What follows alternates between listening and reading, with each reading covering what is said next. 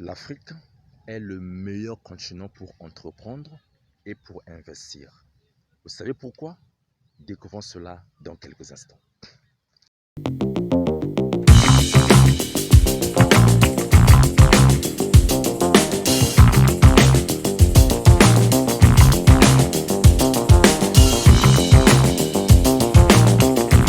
Salut à toi, je suis Mvukane Mesmin, je suis entrepreneur, je suis investisseur. Sur cette chaîne, Entreprendre au XXIe siècle, nous parlons de l'entrepreneuriat au XXIe siècle. Sur cette chaîne, nous sommes convaincus que l'entrepreneuriat est un des piliers qui peut changer toute une nation, qui peut changer toute une génération, qui peut changer tout un pays. Parce que l'entrepreneuriat, c'est très important. Et voilà pourquoi entreprendre au XXIe siècle se base sur l'entrepreneuriat. Parce qu'il n'y a pas que le plan A, mais il y a aussi le plan B. Pourquoi? Regardez, à l'époque, on disait va à l'école, obtiens les diplômes, va chercher le travail, et puis tu es bien, tu as réussi. Mais les choses ont changé. Au XXIe siècle, les choses ont changé. Il y a le plan A, certes, la voie traditionnelle, mais il y a aussi le plan B, l'entrepreneuriat. Donc ici, nous encourageons l'entrepreneuriat. Et nous avons compris depuis un certain temps que l'Afrique, vraiment l'Afrique, est le meilleur continent pour entreprendre et pour réussir. Parce qu'il y a trop d'opportunités en Afrique. En Afrique, on peut entreprendre. En Afrique, on peut investir et avoir un retour sur investissement. Regardez, qui le dit? Vous connaissez Tidjam Thiam. Je ne vais pas vous faire la biographie de ce grand monsieur, de ce grand homme, de ce grand baobab, Tidjam Thiam. Lui, il dit que si vous voulez investir dans la Silicon Valley, la Silicon Valley, pour ceux qui connaissent bien, c'est le QG, c'est même le fief de toutes les entreprises, de toutes les boîtes qui sont dans la technologie. C'est aux États-Unis. Toutes ces boîtes-là veulent avoir une petite parcelle dans la Silicon Valley. Parce que là-bas, il y a à boire et à manger. Mais Tidjam Thiam lui dit non. Si vous voulez investir dans la Silicon Valley, vous aurez un retour sur investissement multiplié fois 100. Par contre, si vous venez investir en Afrique, vous aurez un retour sur investissement multiplié par 1000. C'est lui qui le dit, hein? Et ce n'est pas n'importe qui. Sa voix compte. Regardez, c'est comme si on prenait l'exemple d'un certain monsieur comme Ricardo Kanyama. Ricardo Kanyama, pour ceux qui ne le connaissent pas, je suis désolé, allez faire des recherches sur Google, sur Internet. C'est un grand baobab, c'est un grand monsieur. Quand il parle sur l'entrepreneuriat, quand il parle sur l'investissement, les gens exécutent les yeux fermés. Les gens obéissent sans pourtant se poser des questions. Par exemple, ce monsieur, si vous disiez, vous voulez investir, investissez dans le transport. Vous voulez entreprendre, entreprenez dans le transport. Pour ceux qui le connaissent, je vous rassure qu'ils iront prendre leur argent qui se trouve en banque. Ils iront prendre l'argent qui se trouve dans la maison. Même ils iront s'endetter pour respecter, pour obéir à la parole de Ricardo Kanyama. Parce que ce n'est pas n'importe qui. Quand il parle, les gens obéissent les yeux fermés. Un deuxième exemple, si on prenait un monsieur comme Dangote, là les gens le connaissent, un certain Dangote, c'est aussi un grand monsieur, un grand homme, un baobab, sa parole compte. Alors lui, si vous disiez, vous voulez entreprendre, entreprenez dans l'élevage. Les gens qui le connaissent iront vider leur compte en banque. Les gens qui le connaissent iront prendre l'argent même à la maison, pour ceux qui en ont. Les gens qui le connaissent iront même s'endetter pour obéir à la parole de Dangote. Parce que sa parole compte. Ce n'est pas n'importe qui. C'est pareil avec Tidjam Thiam. Lui, il dit, si vous voulez investir, dans la Silicon Valley, vous aurez un retour sur investissement multiplié par 100. En revanche, en Afrique, vous aurez un retour sur investissement multiplié par 1000. Est-ce que vous vous rendez compte? Un retour sur investissement multiplié par 1000. 1000. Ça, c'est du jamais vu. C'est du bénéfice. Donc lui il dit que l'Afrique regorge beaucoup d'opportunités. Beaucoup d'opportunités. Malheureusement, les Africains n'ont rien compris. Nous, on ne voit que du flou. Du flou. On ne voit que du flou. On ne voit rien. On n'a encore rien compris. Alors que notre continent africain est le meilleur continent pour investir et pour entreprendre. Parce qu'en Afrique, il y a à boire et à manger. Alors je m'adresse aux Congolais, aux Africains de la diaspora. Je m'adresse aux Congolais qui sont en Afrique, qui ont de l'argent qui traîne.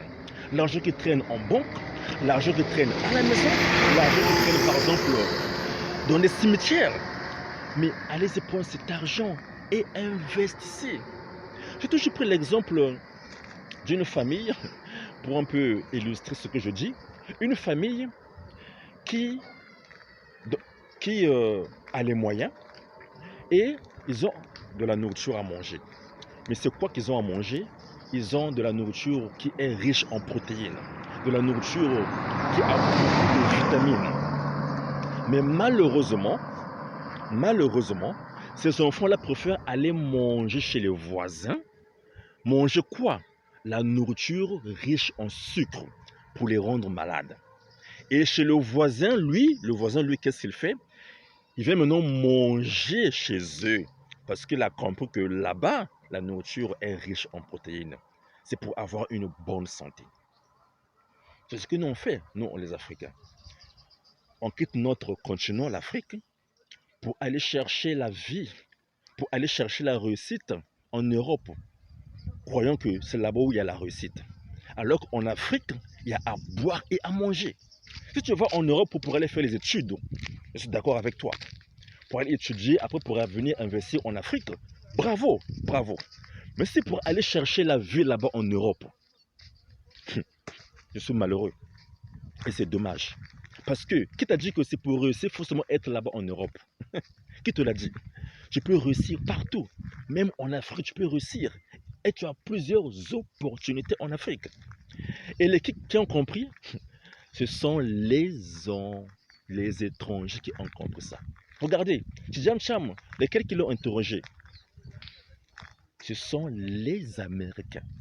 Vous pensez que les Américains sont moins informés que les Africains? S'ils ont consulté Tidjane Cham parce qu'ils savent que lui, sa parole compte. Quand il parle, ce n'est pas du mensonge. Il dit des choses qui sont véridiques.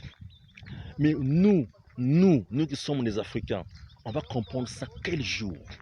On va comprendre ça quelle année? Hein? Les étrangers l'ont compris. Les Libanais l'ont compris. Les Chinois l'ont compris. Parenthèse. Ici, nous sommes dans la ville de Pointe-Noire. Plus exactement, sur la voie qui mène vers le Cabinda. Je vais vous montrer les images. Vous voyez, sur cette voie-là, la voie que vous voyez, ça mène droit au Cabinda. Ici, nous sommes à Pointe-Noire. Pointe-Noire, c'est la deuxième ville du pays, Congo. Il y a deux Congos. Il y a le Congo Kinshasa, il y a le Congo Brazzaville. Le Congo Kinshasa, c'est le plus grand Congo. Ce sont d'ailleurs deux villes les plus rapprochées du monde. Mais il y a aussi le Congo Brazzaville, là où moi je suis. Et ici, nous sommes dans la ville de Pointe-Noire. C'est la deuxième ville de mon pays, le Congo. Et exactement, nous sommes sur la route nationale numéro 1 qui mène droit au Cabinda. Donc cette voie-là, si vous la suivez tout droit, vous irez droit au Cabinda. Alors, vous voyez, partout là, c'est vide. Regardez bien. Partout là, c'est vide et c'est vide. Partout, c'est vide. Vous voyez? Partout, c'est vide. Je peux continuer jusqu'en bas là-bas, c'est vide. Lesquels qui viennent s'investir ici là? Lesquels qui viennent donner de la valeur ici? Ce sont les Chinois. Parce que si vous allez droit au fond là-bas, il y a une société chinoise de pêche. Oui, les Chinois viennent faire de l'argent ici. Si vous allez encore de l'autre côté là-bas, vous allez voir les Chinois qui font de l'élevage, qui font de l'agriculture. Pendant que le Congolais lui, il ne fait absolument rien. Il laisse la place aux étrangers de le nourrir. Vous voyez, comme le dit la pyramide de Maslow, lorsque les besoins fondamentaux de l'homme, lorsque on s'intègre là-dedans, lorsque on crée notre brèche dans ces besoins fondamentaux de l'homme, là, on se fait de l'argent. Ici, il y a un problème d'électricité. Ici, il y a un problème de transport. Ici, il y a un problème d'eau. Ici, il y a un problème de manger. Il n'y a pas de boutique. Il n'y a rien. Donc, tous les besoins fondamentaux de l'homme ici, là, ont des problèmes. Or, un entrepreneur, c'est quelqu'un qui sait exploiter une opportunité, une difficulté pour la transformer en argent. Donc là où il y a difficulté, l'entrepreneur prend cette difficulté-là et la transforme en opportunité pour se faire de l'argent.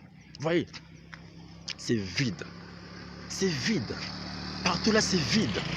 Pourquoi? Pourquoi ne pas venir investir? Regardez, c'est vide. C'est vide partout là. Il y a à boire et à manger. Alors, vous qui avez de l'argent, venez investir dans le transport, venez investir dans l'élevage, venez investir dans la pêche, venez investir dans l'électricité, venez investir dans l'eau, parce que tous ces besoins-là ont des problèmes. Aucun besoin n'est comblé à 100%. Et là, il y a un problème. Là, il y a un problème. Là, il y a un problème. Il y a un problème. Vous vous rendez compte? Il y a un problème. Donc, on a intérêt à venir investir dans notre pays. Si nous avons de l'argent qui traîne quelque part, mais ça coûte quoi de venir investir? Ça coûte quoi de venir investir? Certains préfèrent garder l'argent en banque pour que l'argent se multiplie. Mais oui, mais d'accord. Mais à quel taux? À quel taux? Alors que si cet argent-là, je le prenais, je l'investissais dans un secteur d'activité, j'aurais un retour sur investissement, mais extraordinaire. Extraordinaire. Extraordinaire. Multiplié par 1000. 1000. Vous vous rendez compte? 1000. Vous vous rendez compte? 1000. Aucune borne ne peut te faire ça. 1000. Alors, dites-moi dans les commentaires, qu'est-ce que vous pensez de cette vidéo? Parmi toutes les opportunités que nous avons présentées, dans quel secteur d'activité allez-vous investir? Est-ce que vous allez investir dans l'élevage, dans l'agriculture? Est-ce que vous allez investir dans le transport? Est-ce que vous allez investir dans la santé? Est-ce que vous allez investir dans l'immobilier, dans la pêche? En tout cas, il y a tous les secteurs qui sont à votre disposition. Maintenant, c'est à vous de voir dans quel secteur allez-vous investir. Toutes vos réactions, tous vos commentaires sont attendus. Vivons avec joie. Comme ça, on saura comment nous améliorer. On saura comment faire mieux la prochaine fois. En tout cas, ici, nous parlons toujours de l'entrepreneuriat. Nous encourageons les gens à entreprendre, surtout en ce 21e siècle. Donc la balle est de vos côtés. On se dit rendez-vous pour la prochaine. Ciao.